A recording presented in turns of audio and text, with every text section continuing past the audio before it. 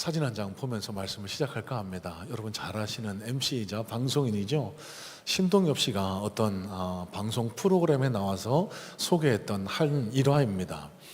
어린 시절에 어머님이 많이 편찮으셨대요. 그래서 초등학교, 중학교, 고등학교 졸업식 때마다 부모님들과 함께 졸업식을 치르지 못했다라고 하는데요. 이 형편을 잘 알고 있던 친하게 지내던 친구가 자기 어머님, 아버님께 이렇게 물었답니다. 엄마, 아빠, 얘가 내가 얘기한 동엽이야. 동엽이랑 밥 먹을 때 같이 가서 먹으면 안 돼? 그랬더니 부모님들이 마지못해 고개를 끄덕이셨는데요. 저 어린 신동엽 씨 눈에도 허락은 했지만 가족끼리 먹고 싶은데 왜 친구를 끼냐 불편해하는 그 친구 부모님들의 표정을 읽어낼 수 있었다라고 합니다. 자, 그래서 전통의 강호죠. 졸업식 마치고 가는 곳 중국집에 들어설 때부터 신동엽 씨가 마음속에 한 각오를 다졌다는데요. 오늘 꼭 밥값 해야지. 이게 무슨 뜻이냐 하면은요, 내가 공짜로 얻어먹지 말아야지, 무언가 노력을 해야지. 그러면서 자리에 앉자마자 그 친구에 대해서 부모님 앞에 막 칭찬을 들어놓기 시작했대요. 어머님, 아버님, 얘가 얼마나 착하고 얼마나 심성도 좋고 공부도 열심히 하고 선생님들한테도 칭찬받고 얼마나 그런지 몰라요. 잠시 시간이 흐르니까요, 이 부모님들이 아들 얘기는 들으려고도 안 하고 이 친구 얘기만, 동엽이 얘기만 들으려고.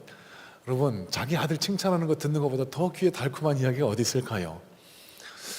부모님들이 좋아하시니까 더 신이 나서 MSG라고 하죠. 막 과장을 보태서 친구를 칭찬하는 것으로 그날 공짜로 얻어먹은 자장면과 탕수육 값을 해냈다라고 합니다.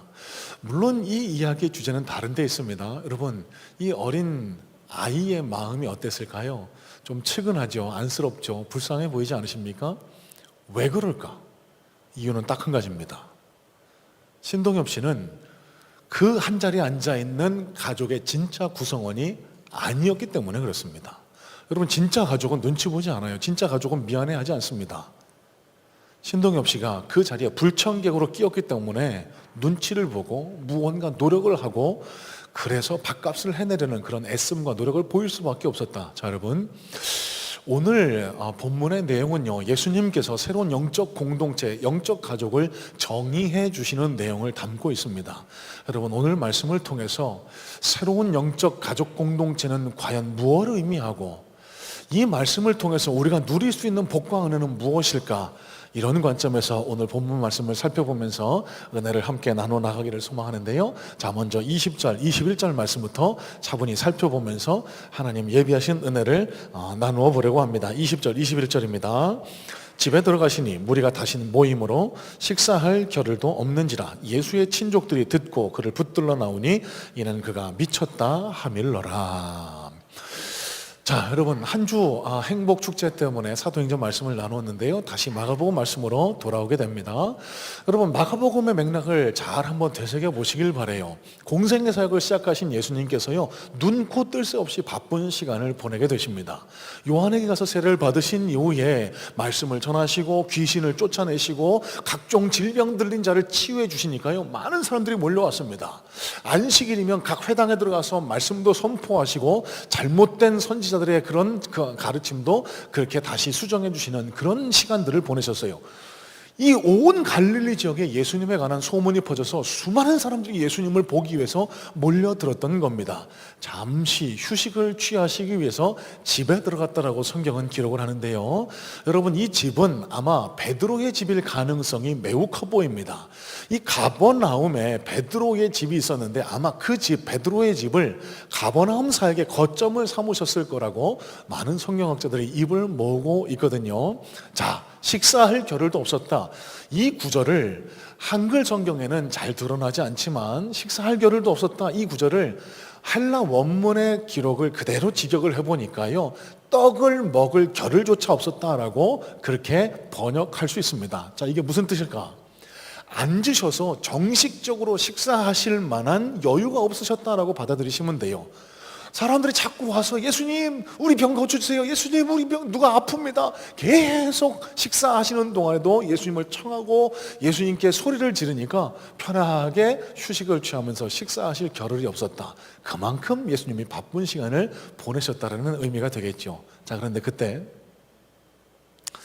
20절, 21절 말씀은 한 사건을 우리에게 전해주는데 예수님의 친족들, 여러분 여기 예수님의 친족들은 예수님의 친척들을 가리키는 것이라고 보기보다는 저 뒤에 31절로 36절 말씀에 나오듯이 예수님의 형제와 그 어머니 마리아를 가리킨다라고 이해하시면 됩니다.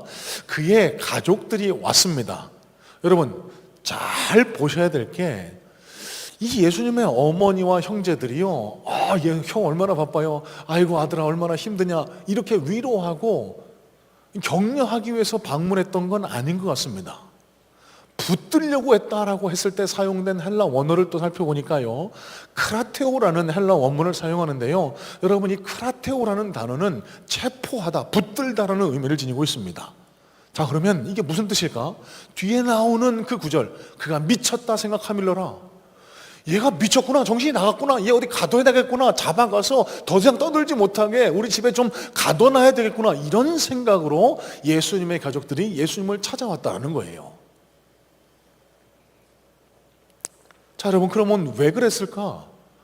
무슨 이유 때문에 이 예수님의 가족들은 예수님을 미쳤다라고 생각해서 그를 붙잡아서 가두어 두려고 했을까?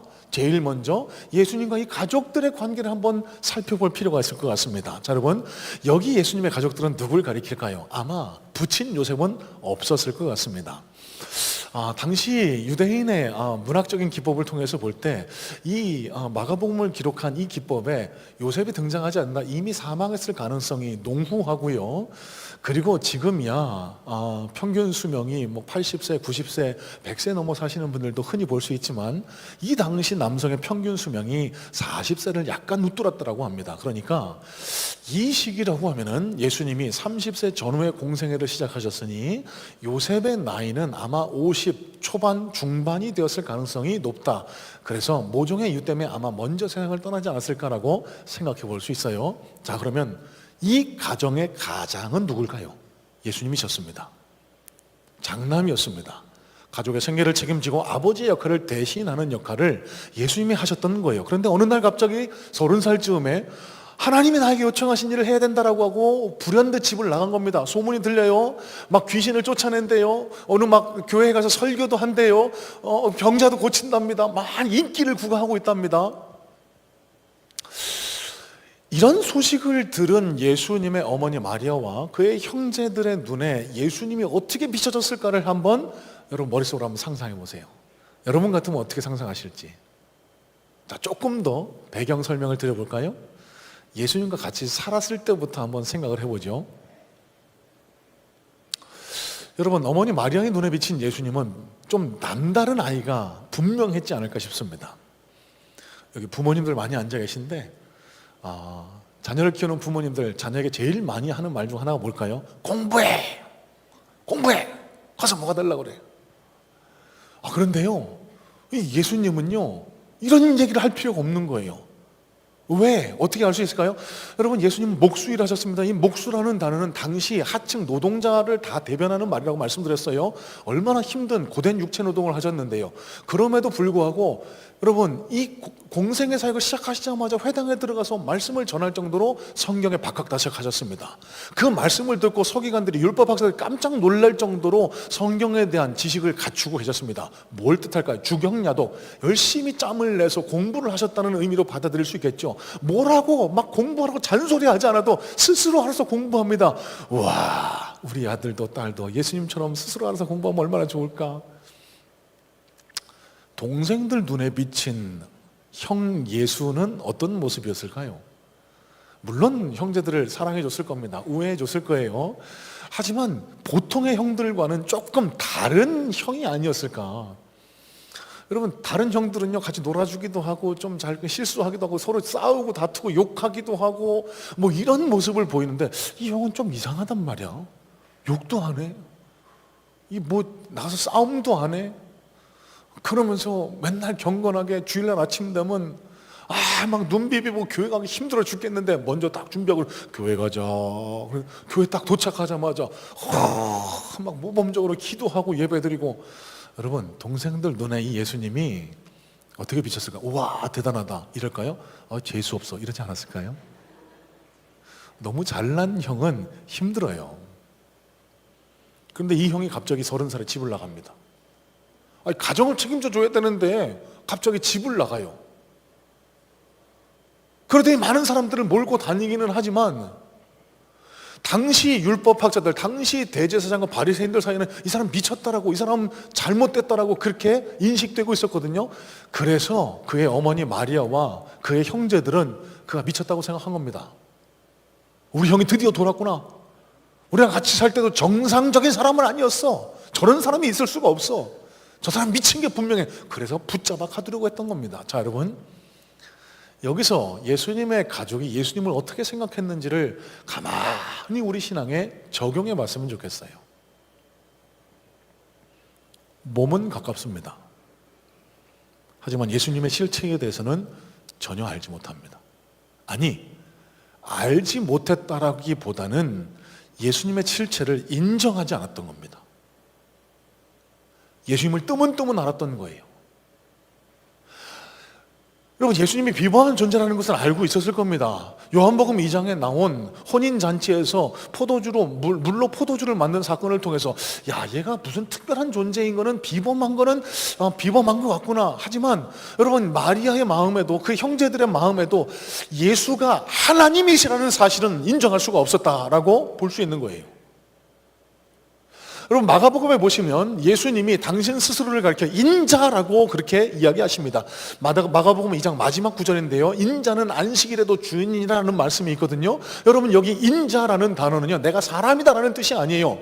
여러분, 이 Son of Man이라는 인자라는 용어에는 굉장히 중요한 신학적 의미가 담겨 있는데요, 예수님은 완벽한 인간이 되셨어야 함에도 불구하고 여러분, 이 인자라는 단어를 해석할 때 예수님이 사람이다 이렇게 해석하시면 틀린 해석입니다.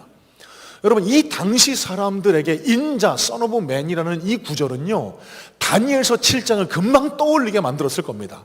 다니엘서 7장에 보면은요, 인자가 최초로 등장하는데 이 인자가 바로 메시아입니다. 하나님의 아들인 겁니다. 내가 장차 너희를 구원할 존재다라고 다니엘서 7장에 등장한 그 사람 메시아, 하나님이라고 모든 사람들은 인식을 했던 거예요. 예수님도 그런 맥락에서 얘기하신 겁니다. 내가 하나님이라고, 내가 하나님의 아들이라고, 메시아라고, 나를 믿어야만 천국에 갈 수 있다고.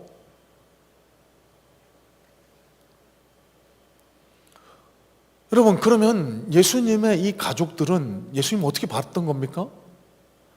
특별한 존재이면 틀림이 없습니다. 하지만 하나님이라고 볼 수는 없었던 거예요. 하나님의 아들이라고는 인정을 안 했던 겁니다. 여러분, 가만히 한번 생각을 해보시길 바랍니다. 여러분, 놀라지 마시고 예를 드는 겁니다. 제가 만일 이 자리에서 제가 재림 예수입니다, 저를 믿지 않고는 하나님께로 갈 수 없습니다, 여러분, 이러면 여러분 어떻게 반응하실래요? 아, 저 양반 드디어 맛이 갔구나. 아니면은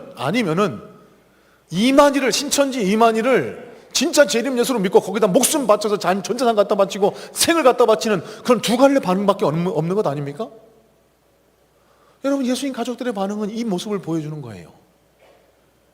예수님이 뭔가 특별한 존재임은 알지만 하나님의 아들로, 하나님으로, 나를 구원한 메시아로 받아들이지 않았던 겁니다.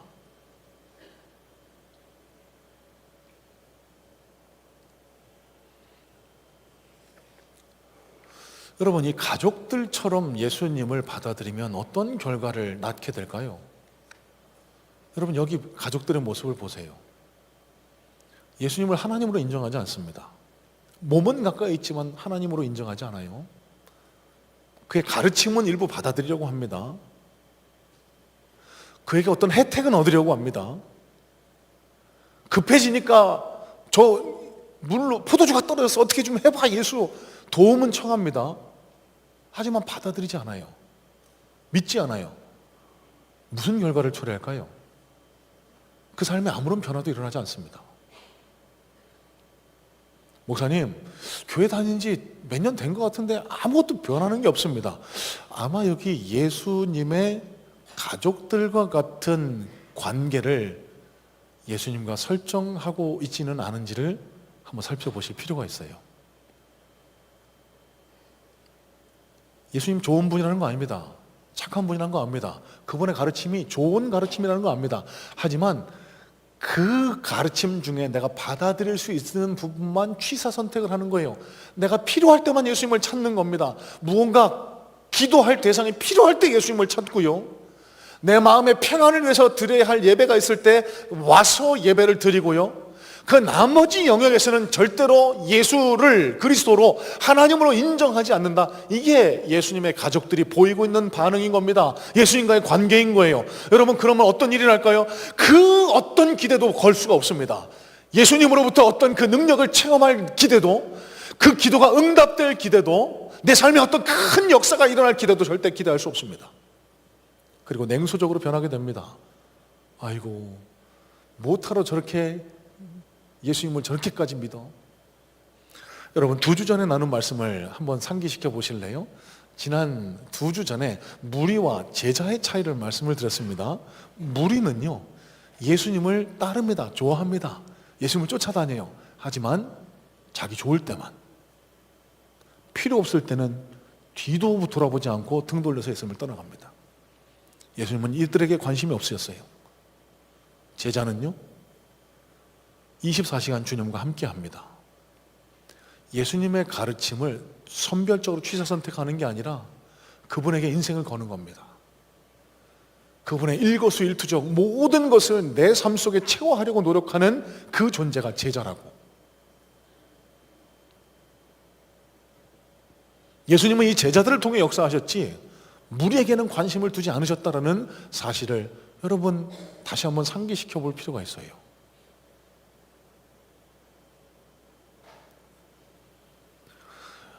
여러분, 오늘 말씀을 통해서 나는 지금 예수님과 어떤 관계를 맺고 있는지를 가만히 돌이켜 보시길 바랍니다.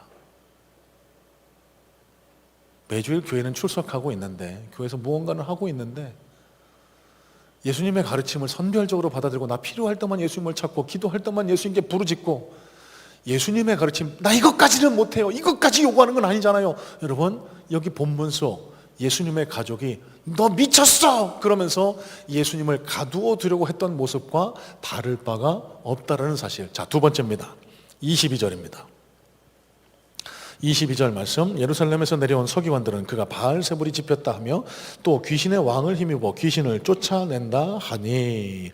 자, 예수님의 가족들이 미쳤다라고 하는 황당한 주장을 이어가는 가운데 그 옆에서 더 한술 더 뜨는 사람들이 등장을 합니다. 당시 종교 지도자들이었어요. 율법학자, 서기관들이라고 불렸던 존재들이요, 이렇게 얘기하는 겁니다. 야, 저 사람이 기적을 베푸는 건 인정해, 저 사람이 질병을 치유하네, 아, 좀 신기한 일이 일어나네. 하지만 그가 하나님의 아들이라는 것은 못 받아들여. 그가 이런 능력을 행할 수 있는 것은 바알세불, 귀신에게 들렸기 때문이야. 여러분, 여기 바알세불의 존재에 대해서는 여러 가지 설명이 필요하고 여러 가지 해석도 존재하지만요, 시간 관계상 깊이 나누지는 않겠습니다. 바로 뒤에 뒤따라 나오는 구절, 귀신의 왕, the prince of demon, 사탄이라고 그렇게 이해하셔도 무방하다는 사실. 자, 그러면 여러분, 여기 서기관들, 당시 종교 지도자들의 주장은 뭡니까? 이 사람이 기도하니까 귀신이 떠나가고, 이 사람이 손을 대니까 질병이 낫고, 희한한 일이 일어나는 건 나는 눈으로 보니까 어쩔 수 없잖아요. 그건 인정할 수밖에 없어. 하지만 그에게 이런 능력이 나타나는 이유는 그가 귀신 들렸기 때문이야. 뭐죠? 하나님의 아들이라는 사실을 더 강력하게 부인하는 겁니다. 하나님이라는 사실은 난 절대 받아들일 수가 없어, 이렇게 부인하는 거예요. 여러분, 이런 궁색한 논리, 여러분, 이 논리가 얼마나 궁색한지요, 예수님께서는 간단하게 3단 논법으로 이 율법학자들, 서기관들의 논리를 무너뜨리시거든요. 이어지는 23절로 26절 말씀입니다. 여러분, 같이 읽었던 대로 예수님의 이 말씀은 이런 겁니다. 내가 귀신이면 왜 스스로 귀신을 쫓아내냐? 내가 귀신이면 내가 왜 귀신의 집을 무너뜨리냐? 더 쉽게 말씀드려, 내가 귀신이면은, 진짜 귀신이면은 내가 왜 스스로 자폭하냐? 이런 의미였던 거예요. 여러분, 이해가 되시잖아요, 그죠? 말이 안 되는 논리인 겁니다. 자, 그러시면서 예수님이 말씀을 이어가시는데요, 28절, 29절 말씀도 한번 볼까요? 28절, 29절 다시 한번 눈으로 보세요. 내가 진실로 너희에게 이르노니 사람의 모든 죄와 모든 모독하는 일은 사하심을 얻되 누구든지 성령을 모독하는 자는 영원히 사하심을 얻지 못하고 영원한 죄가 되느니라 하시니. 자, 여러분, 여기서 우리가 꼭 중요한 신학적 문제 하나를 좀 해결하고 넘어갔으면 좋겠습니다. 성령 모독죄라는 것. 많은 분들이 이 구절을 읽으시면서 두려움을 갖게 되고 막연한 공포심에 사로잡히시는 경우가 많이 있어요. 모든 죄는 사하심을 얻되 성령을 모독하는 자는 영원히 사하심을 얻지 못한다. 이게 무슨 왠지 모순 같기도 하고, 목사님, 교회 다니면 예수 믿으면 우리 모든 죄가 사해진다라고 그렇게 배웠는데 성령을 모독하는 자는 영원히 사하심을 받지 못하고, 그러면 교회 다니다가 뒤에서 몰래 목사님 욕하고 막 그러면은 지옥 가는 겁니까? 이렇게 생각하실까 봐. 여러분, 목사도 사람입니다. 잘못하면 욕하실 수 있죠. 그것 때문에 지옥 가지 않으세요. 염려하지 마세요. 그렇다고 일부러 뒤에서 욕하시면 안 돼요. 여러분, 실제로 이 구절은요, 성경의 유명한 난해 구절, 그러니까 풀이하기 어려운 구절에 해당하기도 합니다. 자, 여러분, 이 구절을 정확하고 바르게 해석하기 위해서는 성령님에 대한 이해와 지식이 필요한데요. 성령님은 누구실까? 성령님. 여러분, 성령님을 길게 설명할 시간이 안 돼서 허락되지 않아서요, 간략하게만 그렇게 말씀을 나누면은요, 성령님은 삼위일체 중 한 분이신 하나님이십니다. 여러분, 기독교에는 아주 중요한 핵심 교리가 있는데 바로 삼위일체라는 교리입니다. 성부 하나님, 성자 예수님, 성령 하나님, 각각 한 분 하나님이신데 한 분 하나님이시다라고 주장하는 것, 여러분, 이게 바로 삼위일체의 교리예요. 이 삼위일체의 교리는요, 너무도 이해하기가 어렵고 난해해서 많은 신앙에 입문하는 분들에게 걸림돌로 작용하기도 합니다. 여러분, 하지만 이 삼위일체는 믿음의 영역이라는 것만 이해하시고, 그 성령 하나님이 그러면 도대체 어떤 존재이시고 무엇을 하시는 분이실까? 예수님이 성경 속에 이렇게 말씀해 주셨습니다. 요한복음 14장 24절입니다. 보혜사 곧 아버지께서 내 이름으로 보내실 성령, 그가 너희에게 모든 것을 가르치고 내가 너희에게 말한 모든 것을 생각나게 하리라. 예수님이 이 땅을 떠나시기 전에 약속한 게 성령님이 너희에게 오실 것이다. 성령 하나님이 너희 속에 들어와 내가 말한 모든 것을 깨닫게 하고 가르쳐 지키게 도우실 것이다. 예수님이 이렇게 말씀하셨던 거예요. 자, 그러면 이 말씀을 통해 성령 하나님의 존재 목적과 그분이 가장 기뻐하시는 일이 무엇인지를 우리는 깨닫게 돼요. 뭘까요? 성령 하나님께서 우리 안에 들어와 계시는 목적, 존재 의미는요, 성령 하나님으로 인해 예수가 그리스도이심을 믿게 합니다. 예수님이 하나님의 아들이심을 믿음으로 받아들이게 합니다. 여러분, 믿음은 신비입니다. 과학의 영역이 아니에요. 예수님이 우리 죄를 위해서 죽으셨다가 다시 살아 승천하셨다. 여러분, 이게 많이는 들어봤지만 믿음으로 내 안에 녹여지는 것은 도저히 인간의 지성과 논리로는 불가능한 겁니다. 어떻게 가능할까요? 왜 이 자리에 나와 우리가 예배할 수 있었을까요? 하나님께서 성령님을 우리 안에 보내셔서 그 성령님을 통해서 예수님이 나를 위해 돌아가셨고 지금도 나를 위해 중보하고 계시고 그분을 통해서 나는 하나님의 자녀가 됐다는 걸 믿음으로 받아들일 수 있게 하는 것, 성령님의 도우심인 겁니다. 성령님이 가장 기뻐하시는 건 뭘까요? 예수님을 높여드리는 것, 예수님과 더 친하게 지내는 것, 예수님과 늘 동행하게 하는 것, 여러분, 성령님이 그걸 가장 기뻐하세요. 자, 여러분, 그러면 이 말씀을 통해서 오늘 본문 속에 드러난 용서받지 못할 죄, 성령 모독죄가 무엇을 이야기하는지를 우리는 비로소 밝히 깨닫게 돼요. 여러분, 성령을 모독하는 자는 영원히 죄사함을 받지 못한다. 이 말씀은 우리가 흔히 생각하는 것처럼 교회 다니면 목사만 어기면 안 돼, 지옥 간다 그랬어, 그게 성령 모독죄야. 어떤 교회는 목사 자신이 하나님의 자리에 올라가서 하나님과 같이 취급해야 된다고 가르치기도 하니까 절대 그렇지 않습니다. 여러분, 11조 안 하면 하나님께서 날 지옥 보내실 거야. 연휴인데 주일날 빼먹고 놀러 가면 하나님이 날 지옥 보내실 거야. 여러분, 오해하시면 안 돼요. 성문교회는 연휴에 주일 빼먹고 놀러 가도 되는구나, 이 말씀 드리는 게 아니고, 그 죄가 성령 모독죄에 해당하지는 않는다라는 겁니다. 여기 말하는 성령 모독죄는 그럼 뭘 가리킬까? 성령님의 존재 목적을 거스리는, 성령님의 가장 기뻐하시는 일을 가로막는, 예수를 그리스도로 믿지 않고 의도적으로 그분을 몰아내는, 예수 그리스도를 비방하고 교회를 저주하고 하나님 따위는 없어, 하나님 따위가 어떻게 존재해? 이런 식으로 반응하는 것, 여러분 이런 맥락에서 볼 때 모든 죄는 용서받습니다. 요한복음 3장 16절에 약속된 말씀처럼 우리는 예수 그리스도를 믿는 순간 모든 우리의 죄가 사해지게 됩니다. 하지만 단 한 가지 받지 못하는 용서는요, 하나님을, 예수님을 믿지 않는 죄. 여러분 이거는 구원에 이르지 못한 거기 때문에 죄사함에 이를 수가 없게 되고요, intentionally, 자기 의도적으로 그 성령님의 역사를 방해하는 죄, 구원에 이르지 못하게 된다는 것을 이 말씀을 통해서 우리에게 가르쳐주고 계신 거예요. 또 말씀드립니다. 나 지난주에 목사님 설교 듣고 목사님 욕 되게 많이 했는데 저 목사님은 설교만 길고 뭔 얘기하는지도 모르겠고 막. 여러분 이런 분들에게 기쁨의 좋은 소식, 복음을 전하려고 합니다. 유명한 영국의 신학자입니다. J.C. 라일이라는 분이 이런 말을 합니다. 결코 용서받지 못할 죄가 분명 있다. 그러나 그러한 죄로 인해 마음의 가책을 받는 자들은 결코 그 같은 죄를 범하지 않는다. 여러분 풀어드리면 이게 무슨 뜻인 줄 아세요? 하나님의 계명을 지키지 못해서 예수님의 가르침대로 살지 못한 게 내 마음속에 걸림이 있다? 여러분 그런 분들은 성령 모독죄에 해당이 안 돼요.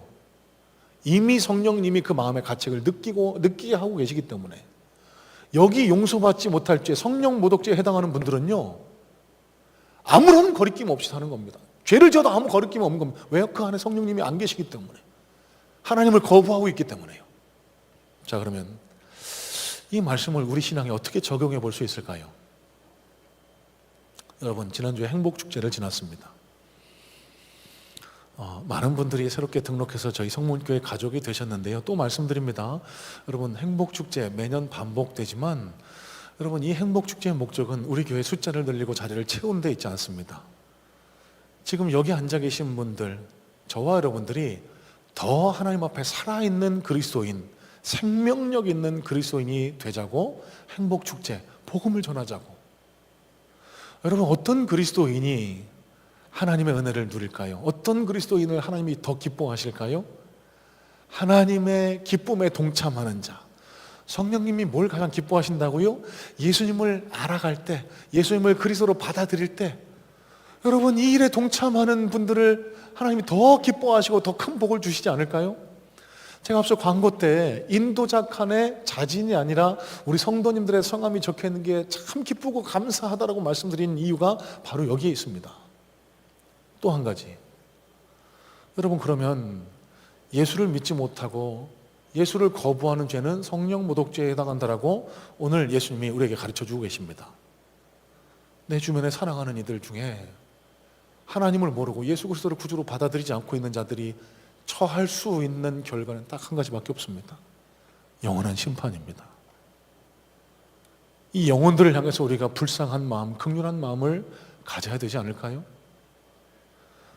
여러분 행복축제는 끝났지만요, 지난주에 모시고 오지 못했다라고 실망하지 마세요. 낙담하지 마세요. 포기하지 마세요. 꼭 예수를 믿어야 할 그분을 위해서 계속 기도하세요. 그분을 주께로 인도하세요. 또 말씀드려요, 저희 교회가 아니어도 좋습니다. 가까운 교회, 건강한 교회 찾아가셔서 예수 그리스도를 꼭 만나라고, 그렇게 예수 그리스도를 만나 행복한 하나님과의 동행을 이어가라고. 여러분 그 복음 전파의 행위가 저와 여러분들을 살아있는 그리스도인으로 우리를 살아있게 할 거고요, 내 주변에 있는 영혼들, 반드시 구원받아야 할 그 영혼들이 이 성령 모독죄, 영원한 심판에서 벗어나 하나님 나라의 가족으로 편입되는 그런 역사를 누리게 될 것입니다. 자, 마지막입니다. 32절, 33절 말씀만 읽어보겠습니다. 32절, 33절입니다. 무리가 예수를 둘러 앉았다가 여짜오되 보소서 당신의 어머니와 동생들과 누이들이 밖에서 찾나이다. 대답하시되 누가 내 어머니이며 동생들이냐 하시고. 자, 여러분 시간 관계상 조금 축약해서 간략하게 말씀을 드릴게요. 여러분 이 말씀을 오해하시면 안 됩니다. 저 기독교는 예수님이 좀 약간 네 가지가 없으신 거 아니야? 누가 내 어머님이야 동생들이냐고. 가족들을 외면하시는 거 아니야? 절대로 여러분 이런 의미가 아닙니다. 기독교는 효의 종교입니다.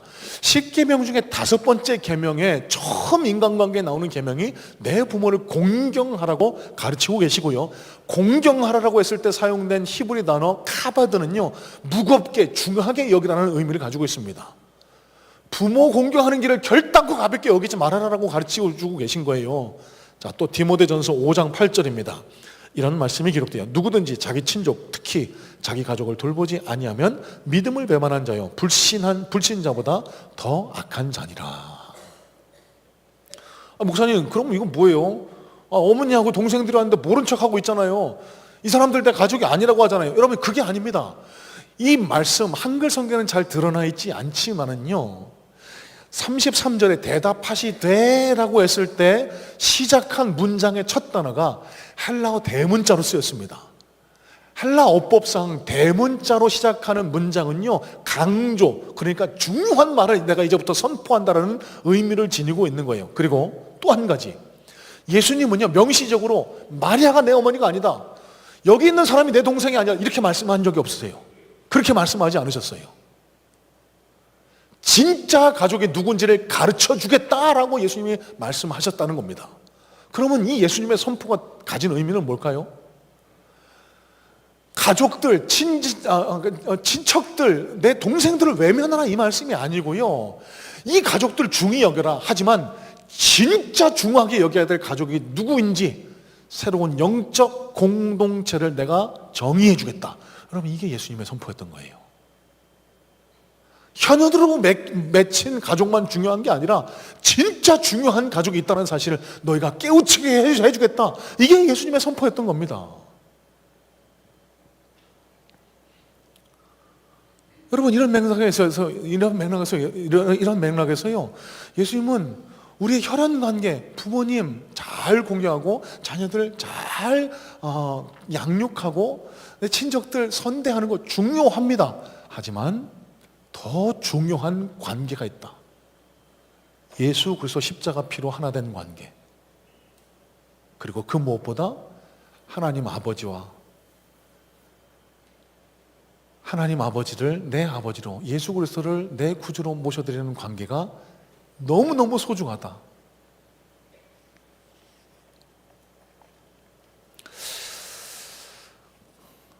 여러분, 그러면 하나님 나라의 영적 공동체의 일원이 되면 누릴 수 있는 유익을 나누면서 말씀을 정리해 볼까 하는데요, 여러분, 하나님 나라의 영적인 공동체, 진짜 가족이 되면 어떤 일이 일어날까요?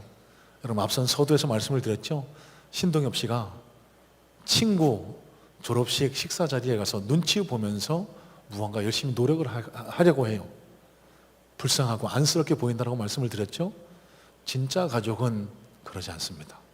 불쌍하지 않아요. 노력하지 않습니다.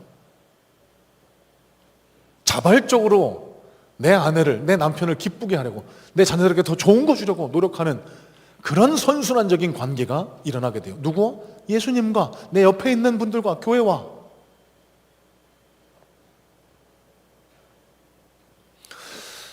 여러분, 그리스도인들이 신앙생활하는 모습을 보면은요, 왠지 좀 안쓰럽고 처량해 보이고 불쌍해 보일 때가 많습니다. 맨날 교회 가면 아이고 나 같은 죄인 살려주시니, 오늘 찬양하면서도 많은 분들이 눈물을 흘리시면서 감동받으셨는데 내 고생, 아이고 저 고생해서 그렇구나. 여러분, 그게 아니잖아요. 하나님의 위로가 너무 감사해서 그렇잖아요. 처량해 보이고 무언가 매여 있는 것처럼 보이세요? 잘못됩니다. 그게 아니에요. 진짜 자유와 행복을 누리고 있는 겁니다. 내 상황과 형편이 어떠하든지 간에 하나님이 지금 내 곁에 계시고 하나님이 나를 돌봐주고 계시니 나 염려 근심 걱정할 필요 없습니다. 이 믿음, 이 찬양의 고백이 드려질 때 내 마음속에 형언할 수 없는 감동과 감사가 솟구쳐 올라와요. 여러분, 이게 진짜 자유입니다. 이 진짜 행복입니다. 하늘나라 공동체의 일원이 됐을 때에만 누릴 수 있는 행복입니다. 많은 사람들이 선으로 착하게 살아서 구원을 이루려고 합니다. 심지어 교회 내에서도 열심히 무언가를 행해서 하나님 앞에 상급을 얻으려고 노력하는 분들이 있습니다. 이분들이 불쌍한 존재들입니다. 여러분, 하나님 나라의 구원은 그런 식으로 이루어지지 않아요. 하나님의 진짜 가족이 되면, 예수님의 진짜 가족이 되면 그런 노력이 필요가 없습니다. 자발적으로 우러나서 더 사랑하게 됩니다. 그 은혜를 바탕으로 이루어지는 것이 섬김이요, 봉사요, 헌신이요, 그 가운데서 행복과 자유를 누리게 된다는 거예요. 진짜 행복을 누리게 된다는 겁니다. 한 가지 예만 말씀드리죠. 앞서 광고 시간에 더 나누었는데요, 최화주 집사님 시아버님이 지난 목요일 날 밤에 돌아가셨습니다. 이어지는 금요일 날부터 장례가 시작되는데, 잘 아시는 것처럼 연휴 첫날이었습니다. 6월 6일 현충일이었어요. 장지가 부산이었습니다. 어떻게 하냐고, 차도 막힐 텐데 KTX로 좀 다녀오면 안 되냐고 이게 전사님께 요청했더니 이미 표가 하나도 남아있지가 않대요. 고속버스도 없답니다. 어쩔 수 없이 차가 막힐 걸 알면서도 다녀오실 수밖에 없었던 거예요. 6월 6일 현충일 오전 10시에 총 4분이 차에 올라 위로 예배를 드리기 위해 출발하셨습니다. 몇 시에 도착했는 줄 아세요? 저녁 7시가 넘어서 9시간이 넘게 걸렸습니다. 가서 위로 예배 드리고 잠시 식사하고 올라오셨는데, 도착하신 시간은 몇 시였을까요? 새벽 12시 반경. 하루를 온전히 그분을 위해서 헌신하셨던 거예요. 근데 참 감사한 것은 누구 하나 이런 분 없었습니다. 기쁘게 다녀와야죠. 놀러 간다고 생각해야죠. 그러면서 가벼운 마음으로 다녀오세요. 여러분, 저는 이게 하나님 나라의 영적인 공동체 구성원이 되었을 때 누릴 수 있는 진짜 기쁨, 진짜 행복이라고 생각을 합니다. 그날 아침에 7시 반부터인가요? 여러분, 노는 날입니다. 직장인 분들이 아침 7시 반 쉬는 날 오셔서 저 멀리 사당동으로 또 모처로 교사 강습회를 떠나셨어요. 교육위원회의 교사님들인데요, 여름 행사를 진행하기 위해서 무언가를 아이들을 가르쳐줄 말씀과 찬양과 율동들을 배우려고 하루 종일 그렇게 다녀오셨어요. 여러분, 직장 다니시는 분들 한 주간 얼마나 고되요, 힘들어요. 쉬는 날만 손꼽아 기다리고 있는데요, 그 날을 누군가를 위해서, 교회를 위해서 희생하는 게 여러분 쉬운 일일 줄 아세요? 절대 그렇지 않아요. 기쁨으로 감당합니다. 왜요? 하나님 나라 공동체 일원이 됐기 때문에요. 여러분, 저는 여기 앉아 계신 성문의 성도님들이 이런 기쁨, 이런 행복을 누리면서 신앙생활 하셨으면 좋겠어요. 주일날 되면 교회 나가야 돼. 억지로 힘들고 피곤해. 교회는 정말 피곤한 종교야. 여러분, 이런 식으로 불쌍하게 믿는 게 아니고요, 정말 예수 그리스도와 한 가족이 되셔서 진짜 행복, 진짜 자유를 누리면서 그렇게 신앙생활 하셨으면 좋겠어요. 언제 가능할까요? 예수님과 바른 관계를 정립했을 때 가능합니다. 또 한 가지, 하나님 나라의 영적인 공동체의 일원이 됐을 때 누릴 수 있는 가장 중요한 특권입니다. 여러분, 우리가 뭐 인간관계 넓히려고 어떤 뭐 JC 로타리 들어가듯이 그렇게 교회 다니는 것 아니잖아요. 교회 왜 영적인 공동체가 될까요? 세상에 줄 수 없는 어떤 특권을 누리게 되거든요.